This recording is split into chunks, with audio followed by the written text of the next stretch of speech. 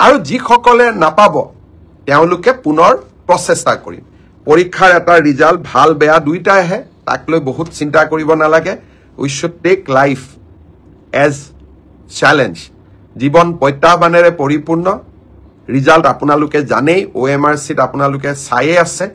গতিকে পোৱা আৰু নোপোৱা দুইটাই জীৱনৰ একোটা যাত্ৰাৰ সংগী বুলি আমি ধৰি ল'ব লাগিব এটা ডাঙৰ পৰীক্ষা হৈছিল সেইটো হল constable UB constable AB constable communication আৰু sub officer fire and emergency service কনষ্টেবলৰ UBত পোষ্ট আছিল 1760টা কনষ্টেবল ABত পোষ্ট আছিল 2301টা কনষ্টেবল কমিউনিকেশ্যনত পোষ্ট আছিল 466টা আৰু সাব অফিচাৰ ফায়াৰ সাৰ্ভিসত পোষ্ট আছিল মাত্ৰ এটা এই গোটেই পৰীক্ষাটোৰ ইতিমধ্যে PST আৰু PET কমপ্লিট হল এই পৰীক্ষাটোৰ যিসকলে PST PETত কোন পাছ কৰিলে ইয়াৰে ৰিজাল্ট অসম আৰক্ষীয়ে 12 মাৰ্চ তাৰিখে ঘোষণা কৰিব অৰ্থাৎ কনষ্টেবল UB AB পৰীক্ষাৰ প্ৰথম ৰিজাল্ট 12 মাৰ্চ তাৰিখে প্ৰকাশিত হ'ব ইয়াৰ পিছত আপোনালোকে নিজেও জানে যে এটা লিখিত পৰীক্ষাত আমি অৱতীৰ্ণ হ'ব লাগিব আৰু এই লিখিত পৰীক্ষাটিৰ বাবে যিসকলে কাট অফ মাৰ্ক পাবলৈ সক্ষম হ'ব তেওঁলোকে এডমিট কাৰ্ড 17 মাৰ্চৰ পৰা ডাউনলোড কৰিব পাৰিব আৰু finally AB UB written test 23 মাৰ্চত অনুষ্ঠিত হ'ব ইয়াৰ পিছত অসম আৰক্ষীত ড্ৰাইভাৰৰ 667টা পোষ্টৰ বাবে PST আৰু PET অনুষ্ঠিত হৈছিল এই ড্ৰাইভাৰৰো PST PETৰ পৰীক্ষাৰ ৰিজাল্ট অহা পৰহি দিনাখন অৰ্থাৎ 4 মাৰ্চ তাৰিখে অসম আৰক্ষীয়ে ঘোষণা কৰিব ইয়াৰ পিছত স্বাভাৱিকভাৱে ড্ৰাইভিং টেষ্ট হ'ব আৰু ড্ৰাইভিং টেষ্টৰ পৰীক্ষাৰ বাবে এডমিট কাৰ্ডো 4 তাৰিখৰ পৰা লাভ কৰিব পাৰিব আৰু written test driving test written পিছত হ'ব প্ৰথমতে ড্ৰাইভিং হ'ব ড্ৰাইভিং টেষ্ট 10 মাৰ্চত পৰা অনুষ্ঠিত হ'ব অৰ্থাৎ 4 তাৰিখে PST PET ৰিজাল্ট দিব এডমিট কাৰ্ডো 4 তাৰিখে দিব আৰু 10 মাৰ্চৰ পৰা ড্ৰাইভিং টেষ্ট হ'ব আৰু ফাইনেলি ইয়াৰ পিছত এটা লিখিত পৰীক্ষাটো আমি এপিয়াৰ কৰিব লাগিব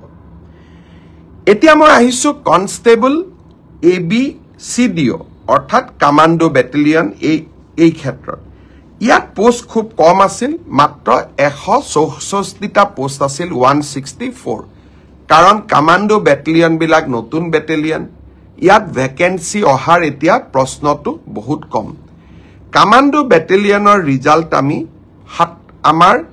কাট অফ মাৰ্কস যেটো PST আৰু PETৰ যেটো কাট অফ মাৰ্ক তাক আমি 27 মাৰ্চ তাৰিখে ঘোষণা কৰিম অৰ্থাৎ কমান্ডো ব্যাটালিয়নৰ 164 পদৰ বিপৰীতে আমাৰ যি ৰিজাল্ট হ'ব কাট অফ মাৰ্কস এনাউন্স হ'ব 27 মাৰ্চ তাৰ পিছত এডমিট কাৰ্ড আহিব 1 এপ্ৰিল তাৰিখে আৰু সাইকোমেট্ৰিক টেষ্ট 8 এপ্ৰিলৰ পৰা অনুষ্ঠিত হ'ব আমাৰ গ্ৰেড 4 অসম আৰক্ষীত 258টা পোষ্টৰ বাবে অনুষ্ঠিত হৈছিল গ্ৰেড 4 পৰীক্ষাৰ PST PET হৈ গল আৰু কেইটামান হ'ব বাকি আছে 15 মাৰ্চলৈকে চলিব হে ইয়াৰ PST PET ৰিজাল্ট আমি দিউতে কিছু পলম হ'ব 30 এপ্ৰিল পাবগৈ এয়া হল অসম আৰক্ষীৰ সম্পৰ্কত আপোনালোকে জানিব বিচৰা তথ্য একোটা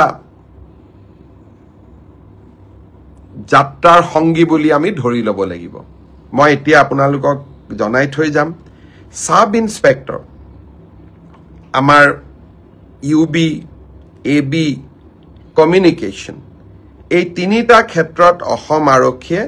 সাব ইন্সপেক্টৰ পোষ্টৰ পৰীক্ষা পাতিছিল ইয়াত পদ আছিল 203টা ইয়াৰে ইতিমধ্যে লিখিত পৰীক্ষা হৈ গ'ল আৰু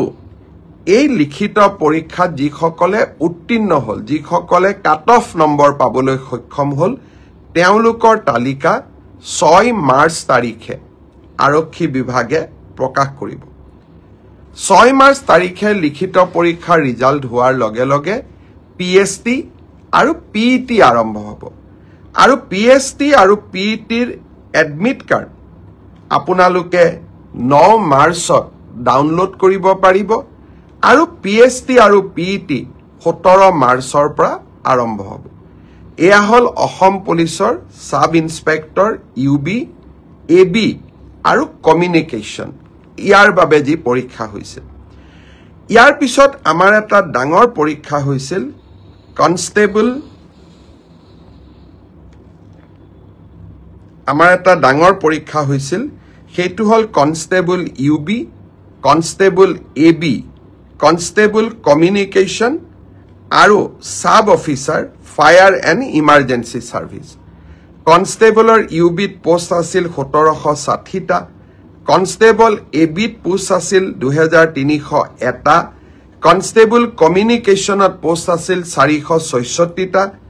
আৰু সাব অফিচাৰ ফায়াৰ সাৰ্ভিসত পোষ্ট আছিল মাত্ৰ এটা এই গোটেই পৰীক্ষাটোৰ ইতিমধ্যে পিএছটি আৰু পিইটি কমপ্লিট হ'ল এই পৰীক্ষাটোৰ যিসকলে পিএছটি পিইটিত কোন পাছ কৰিলে ইয়াৰে ৰিজাল্ট অসম আৰক্ষীয়ে 12 মাৰ্চ তাৰিখে ঘোষণা কৰিব অৰ্থাৎ কনষ্টেবল ইউবি এবি পৰীক্ষাৰ প্ৰথম ৰিজাল্ট 12 মাৰ্চ তাৰিখে প্ৰকাশিত হ'ব